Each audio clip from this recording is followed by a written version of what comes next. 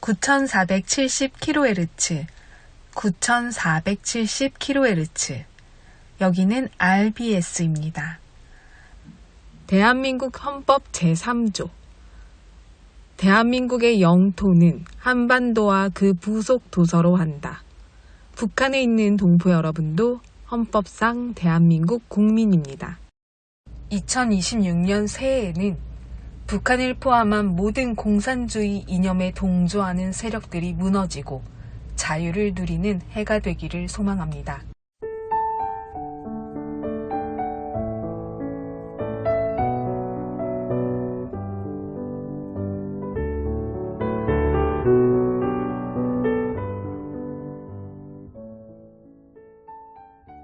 꿈이란 무엇일까요? 비전은 무엇일까요? 우리에게 꿈과 비전은 살아갈 희망과 발전을 할 수 있는 원동력이 됩니다. 6.25 전쟁 이후 폐허가 된 땅에, 자원도 없던 땅에, 회복 불가능한 그런 땅에 대한민국 초대 대통령 이승만 대통령은 국민들에게 비전과 꿈을 심어주었습니다. 세계에서 정말 가난한 나라로 손꼽혔던 한국이 헌법에 민주공화국이라 명시함으로 자유민주주의 토대로 발전을 하고 훗날 가장 선진국이었던 당시 영국과 미국과 어깨를 나란히 할 수 있는 나라가 될 것이라는 희망과 비전을 국민들에게 심어주었습니다. 놀랍게도 100년이 지난 지금 한국은 전 세계에 손꼽히는 선진국이 되었고 그 당시 가장 선진국의 대열에 있었던 영국보다 지금 대한민국은 더욱더 앞서 선진국으로 올라섰습니다.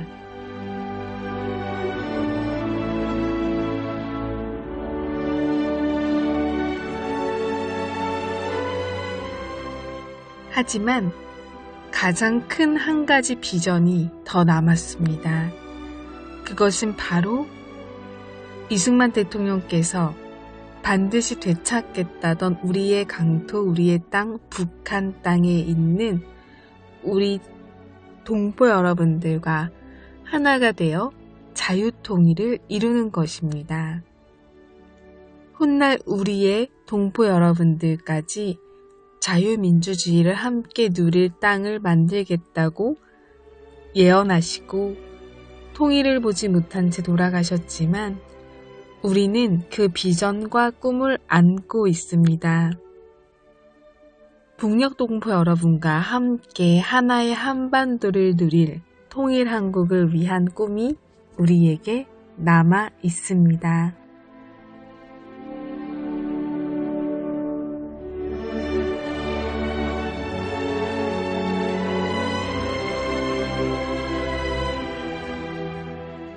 김정은이 최근 한국을 지워버리려 헌법에서 통일을 삭제했다고 하지만요. 통일이 글자로 삭제됐다고 해서 이루어지지 못할 것이 절대 아닙니다. 북녘 동포 여러분, 자유통일, 복음통일의 희망을 가지시고 결코 포기하지 마십시오. 하나의 깨어진 꿈은 모든 꿈의 마지막이 아니다. 하나의 부서진 희망은 모든 희망의 마지막이 아니다. 폭풍우와 비바람 너머로 별들은 빛나고 있으니 그대의 성곽들이 무너져 내릴지라도 그래도 다시 성곽 짓기를 계획하라.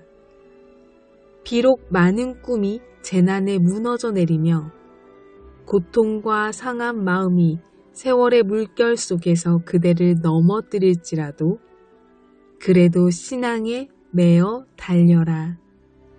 그리고 그대의 눈물에서 새로운 교훈을 배우기를 힘쓰라. 에드가 게스트. 오늘도 찬양으로 RBS 시작합니다.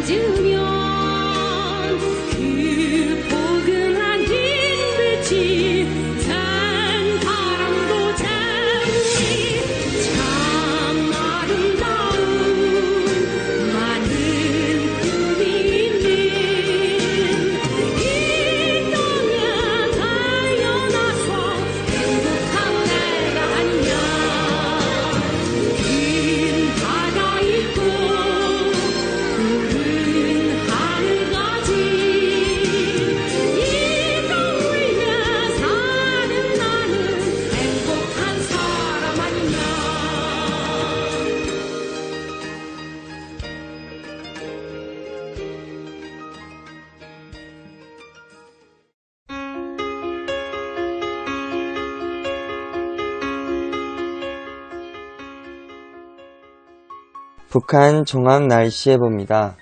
19일 전지역 대체로 흐리겠습니다. 20일 전지역 대체로 흐리고 늦은 오후부터 곳에 따라 비 오겠습니다. 예상 강수량은 함남 황해도 5에서 10mm, 평안도 함북 5mm 미만 되겠습니다. 지역별 날씨 예보입니다. 평안남도 평양 내일 날씨 흐리겠습니다. 모레는 날씨 흐리고 오후에 한때 비 오겠습니다. 최저기온 17도에서 최고기온 25도까지 오르겠습니다. 평안북도 신의주 내일과 모레 날씨 흐리겠습니다. 최저기온 14도에서 최고기온 24도까지 오르겠습니다. 자성 내일 날씨 흐리고 구름 많겠습니다. 모레는 날씨 흐리겠습니다. 최저기온 11도에서 최고기온 24도까지 오르겠습니다. 황해도 해주 내일 날씨 흐리겠습니다. 모레는 날씨 흐리고 오후에 한때 비 오겠습니다. 최저기온 16도에서 최고기온 23도까지 오르겠습니다. 개성 내일 날씨 흐리겠습니다. 모레는 날씨 흐리고 오후에 한때 비 오겠습니다.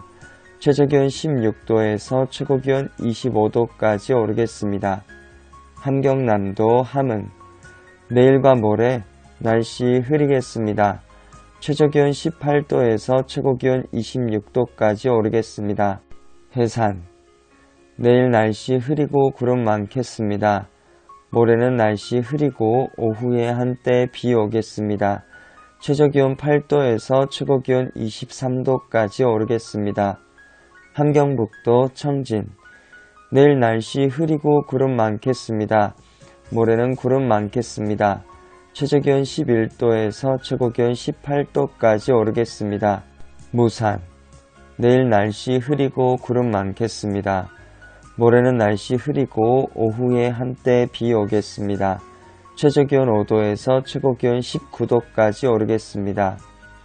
바다 날씨 예보입니다. 동해 북부 앞바다와 먼바다 내일 앞바다는 구름 많겠습니다. 먼바다는 구름 많고 오전에 한때 비 오겠습니다. 모레는 날씨 흐리겠습니다. 파고는 앞바다 0.5에서 1m, 먼바다 0.5에서 1.5m 되겠습니다.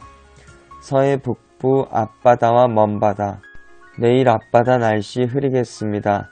먼바다는 날씨 흐리고 오전에 가끔 비 오겠습니다. 모레는 날씨 흐리고 오후에 가끔 비 오겠습니다. 파고는 앞바다 0.5에서 1m, 먼바다 0.5에서 1.5m 되겠습니다. 오늘의 말씀 여호와께서 나라들의 계획을 폐하시며 민족들의 사상을 무효하게 하시도다. 시편 33편 10절 말씀. 아멘. 이상 날씨였습니다.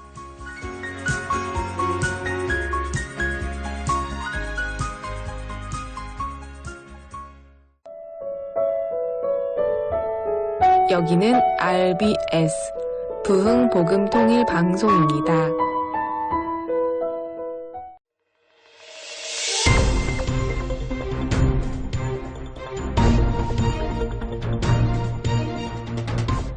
이 시간은 북한의 내부 소식을 전해드리는 시간인데요.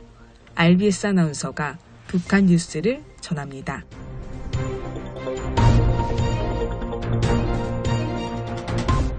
RBS 뉴스 오늘 첫 소식입니다. 북한 내부에서 한국산 전기밥솥인 쿠쿠밥솥이 여전히 큰 인기를 끌고 있는 것으로 전해졌습니다. 당국의 강한 단속에도 불구하고 특히 돈주로 불리는 부유층 사이에서는 한국 제품을 계속 찾는 분위기가 이어지고 있다고 합니다.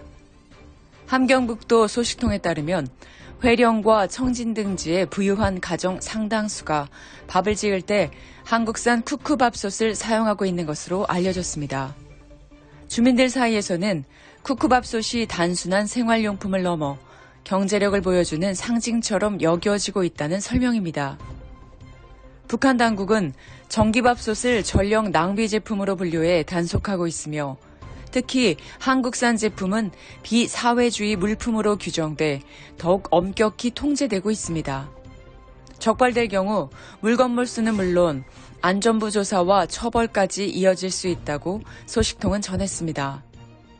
하지만 주민들 단속을 피하기 위해 다양한 방법을 쓰고 있다고 합니다. 일부 주민들은 쿠쿠밥솥의 음성 안내를 중국어로 바꾸어 놓고 중국산 제품이라고 주장하거나 현장에서는 뇌물을 건네 단속을 무마하기도 하는 것으로 전해졌습니다. 또 배정부 검언견들은 역시 실제 단속보다는 뇌물을 받는 데 목적이 있다는 불만이 주민들 사이에서 나오고 있다는 소식통이 말했습니다.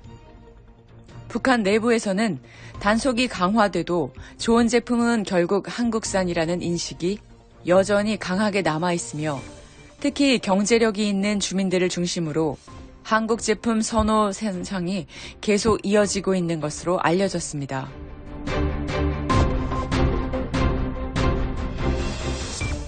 다음 뉴스입니다. 중국 내 탈북민 사회에서 공안의 감시와 단속이 더욱 강화되고 있는 것으로 전해졌습니다. 최근에는 일부 탈북민들이 중국 공안에 협조해 한국행을 돕는 브로커들에게 접근하는 사례까지 나타나면서 탈북민 사회의 불안과 긴장이 커지고 있다고 합니다. 중국 현지 소식통에 따르면 야오닝성과 지린성 등지에서 일부 탈북민들이 한국행을 원하는 사람처럼 가장해 브로커들과 접촉하고 이후 공안이 현장에 들이닥쳐 실제 한국행에 나선 탈북민들과 브로커들을 체포하는 일이 벌어지고 있다고 알려졌습니다.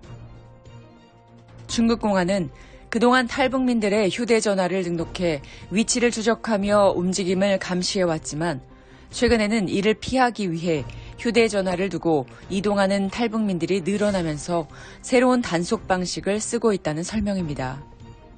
소식통은 공안이 일부 탈북민들에게 돈이나 안전을 보장해주겠다고 회유하며 협조를 요구하고 있다고 전했습니다. 실제로 한 탈북민은 공안으로부터 한국행 탈북민 검거를 도와달라는 제안을 여러 차례 받았지만 거절했다고 증언했습니다. 하지만 일부 탈북민들은 결국 공안의 압박과 회유를 이기지 못하고 협조자가 되고 있는 것으로 알려졌습니다. 이들은 위치 추적 장치를 지닌 채 브로커가 안내한 장소로 이동하고 공안은 이를 통해 현장을 급습해 관련자들을 체포하는 방식으로 단속을 벌이고 있다고 합니다. 이 같은 사건이 최근 실제로 발생했다는 소문이 퍼지면서 중국 내 탈북민 사회에서는 서로를 의심하고 경계하는 분위기까지 나타나고 있다고 소식통은 전했습니다. 한편 소식통은 많은 탈북민들이 한국행을 선택하는 가장 큰 이유가 강제 북송에 대한 두려움 때문이라며 중국 내에서는 최소한의 안전과 생존이 보장된다면 같은 탈북민끼리 서로를 위험에 빠뜨리는 비극도 줄어들 수 있을 것이라고 말했습니다.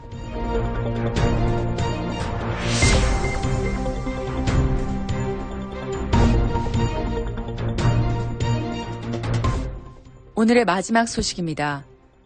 북한 당국이 한국을 적대 국가로 규정하며 반통일 사상을 계속 강화하고 있는 가운데 북한 내부의 탈북민 가족들 사이에서는 깊은 상실감과 절망감이 커지고 있는 것으로 전해졌습니다. 양강도 소식통에 따르면 최근 북한의 기관과 학교, 인민반 등에서는 남북을 서로 다른 국가로 규정하고 통일의 필요성을 부정하는 내용의 학습과 강연이 반복적으로 진행되고 있습니다. 강연에서는 한국이 더 이상 화해나 통일의 대상이 아니며 북한의 적대 세력이라는 점이 강조되고 있다고 소식통은 전했습니다. 이 같은 움직임은 김정은이 지난 2023년 말 남북 관계를 적대적인 두 국가 관계라고 선언한 이후 본격화되고 있습니다. 이후 북한은 헌법에서도 통일 관련 표현을 삭제하고 남한을 별개의 국가로 규정하는 내용을 새롭게 담은 것으로 알려졌습니다. 소식통은 과거에는 우리는 한민족이라는 말이 가족상봉과 통일에 대한 희망이 됐지만 지금은 그런 기대마저 사라지고 있다고 전해졌습니다. 특히 한국에 가족을 둔 주민들은 다시는 만날 수 없게 된 것 같다며 생이별 같은 심정을 토로하고 있다고 합니다. 북한 주민들 사이에서는 같은 민족이 완전히 적대 관계로 갈라져서는 안 된다고 생각하는 사람들도 적지 않지만 이를 공개적으로 말하기는 매우 위험한 상황이라고 소식통은 전했습니다. 한편 북한 내부에서는 통일 문제를 입에 올리는 것 자체가 점점 민감한 일이 되면서 주민들 사이의 불안과 침묵도 함께 커지고 있는 것으로 알려졌습니다. 지금까지 RBS 뉴스를 전해드렸습니다.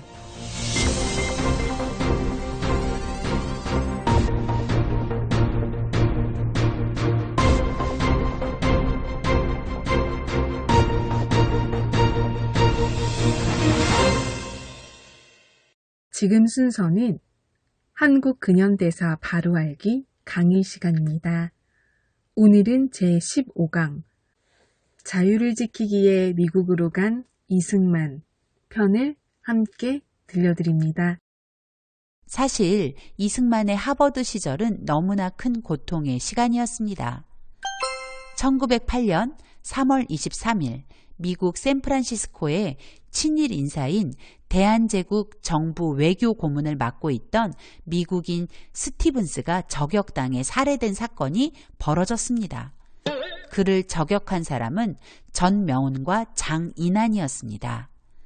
당시 미국과 일본은 친밀한 동맹관계를 맺고 있었고 대부분의 미국인들이 일본의 실체를 알지 못했던 터라 이 사건 이후 한인에 대한 미국인들의 태도는 얼음장같이 변했습니다.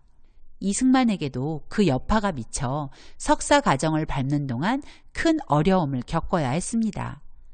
그럼에도 이승만은 나라를 되찾아야 한다는 사명감으로 그 시간을 견뎌낸 것이죠.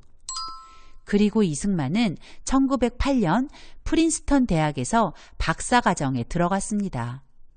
프린스턴에서 이승만은 정치학과 국제법을 집중적으로 공부했습니다. 국제법과 외교, 미국 헌법사, 미국사, 철학사뿐 아니라 심지어 신학교 기숙사 칼빈 클럽에 기숙하며 신학 강좌를 계절학기로 수강하여 신학 학사 학위까지 취득했다고 합니다. 학부부터 박사 과정까지 그의 수강 과목들을 보면 역사가 한 번도 빠지지 않습니다. 아마도 그는 과거를 지배하는 자가 미래를 지배하며 현재를 지배하는 자가 과거를 지배한다는 사실을 이미 알고 있었던 것 같습니다.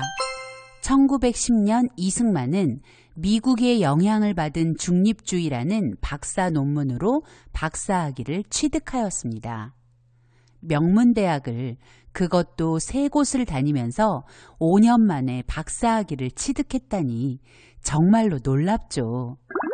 더구나 그의 박사 논문은 우수 논문으로 후일 프린스턴 대학 출판부에서 단행본으로 출간할 만큼 수준 높은 논문이었다는 것에 주목할 필요가 있습니다. 몇 년 후 이승만 박사가 일본의 탄압으로 미국 망명 생활을 시작하면서 단행본으로 나온 그 논문을 받아볼 수 있었습니다. 엄친아, 엄마 친구 아들이라는 말을 많이 하는데 이승만 박사가 바로 원조 엄친아라고 할 수 있습니다. 그 당시에 미국인의 대학 진학률은 인구의 5%밖에 안 되었다고 하는데 이승만 박사는 대학원, 박사학위까지 받았으니 미국 사람들도 부러워할 만한 학력이었습니다. 더구나 당시 미국의 역대 대통령 중에서 이승만 박사보다 뛰어난 학력 소지자가 없었다고 하니 이승만 박사는 당대의 엄친아 중 최고였다고 할 수 있죠. 이승만을 연구한 고 유영익 교수의 글을 보면 이승만이 당대의 엄친아였음을 확인할 수 있습니다. 이 박사는 동시대의 다른 유학생들에 비해 더 유명한 대학을 다녔고 또 최초로 국제정치학 분야에서 박사학위를 따냈기 때문에 군계 일학격이었다고 하겠다. 미국 대학에서 2년여 기간에 인문, 사회과학 분야에 박사학위를 취득한 사람은 한국인으로서 이승만이 최초일 뿐 아니라 미국인으로서도 극히 드물다. 19세기 후반과 20세기 초에 걸쳐 일본과 중국에서 우리보다 먼저 수많은 유학생을 구미에 파견했지만 그들 중에 이 박사의 학력에 필적할 인물은 그리 많이 배출되지 않았다. 네, 이승만은 정말 탁월한 사람이었습니다. 이승만이 공부를 한 목적은 자신의 성공을 위한 것이 아니었습니다. 그의 마음엔 늘 조선의 독립이 가장 간절했습니다. 때문에 이승만은 나라를 되찾기 위해서 공부함과 동시에 기회가 주어지는 대로 강연과 연설을 하며 조선을 알리는 일에 힘을 다했습니다. 이승만은 조지 워싱턴을 졸업할 무렵부터 5년 동안 약 200번이 넘는 강의와 강연을 했다고 하는데 많으면 한 달에 13번까지 강연을 했다고 합니다. 그는 기회가 있을 때마다 조선이 어떤 나라인지 일본의 처사가 정의롭지 못한 일이라는 것을 알리는 일을 멈추지 않았습니다. 그 예로 그의 인터뷰 기사들을 몇 가지 소개할까 합니다. 그가 미국에 간 지 얼마 되지 않은 1905년 6월 이승만의 인터뷰 기사가 워싱턴 타임즈에 실렸습니다.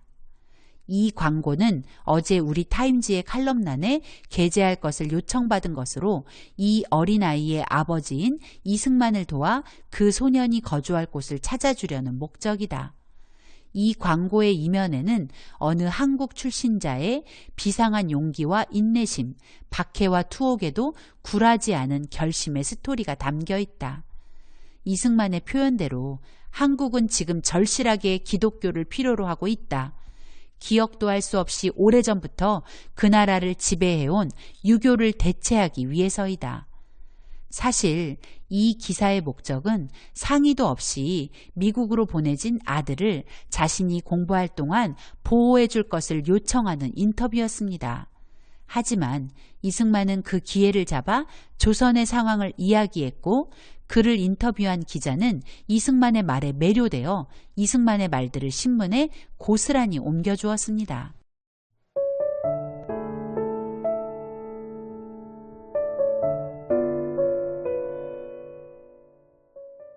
북녘동포 여러분, 오늘 RBS 방송을 들으신 분들께서는 방송 내용의 일부라도 좋으니 주변 분들에게 조용히 나눠주시면 감사하겠습니다. 이 방송은요, 자유와 복음을 전하는 소식입니다. 우리 동포 여러분께서 주변의 지인들께 이 방송을 들었던 내용 중 감동을 받았던 것을 조용히 함께 나눠주시고 그 내용을 전달해 주시면 정말 감사하겠습니다. 함께 복음통일, 자유통일을 이루어가는 시작이 될 것입니다.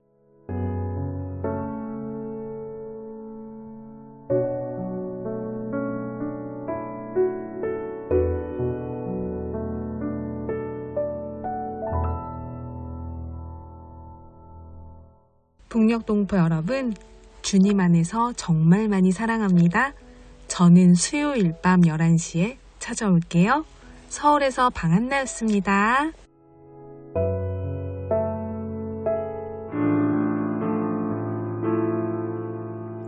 귀하고 아름다운 나의 사랑아, 나의 모든 마음을 너에게 준다. 무엇보다 소중한 나의 사랑아, 나의 모든 정성을 너에게 준다. 나의 기쁨아, 나의 사랑아, 나는 언제나 너를 선택한다. 어떤 이가 세상을 다 준다 해도 나는 언제나 너를 선택한다. 내 모든 것을 포기해야 한데도 나는 너를 선택한다.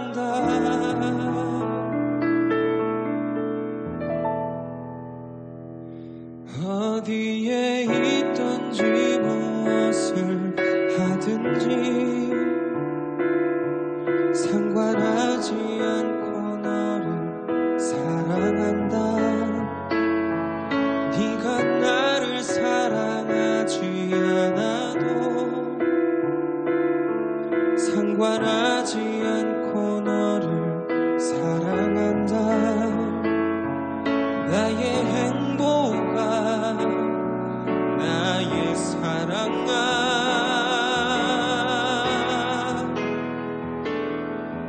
나는 언제나 너를 선택한다.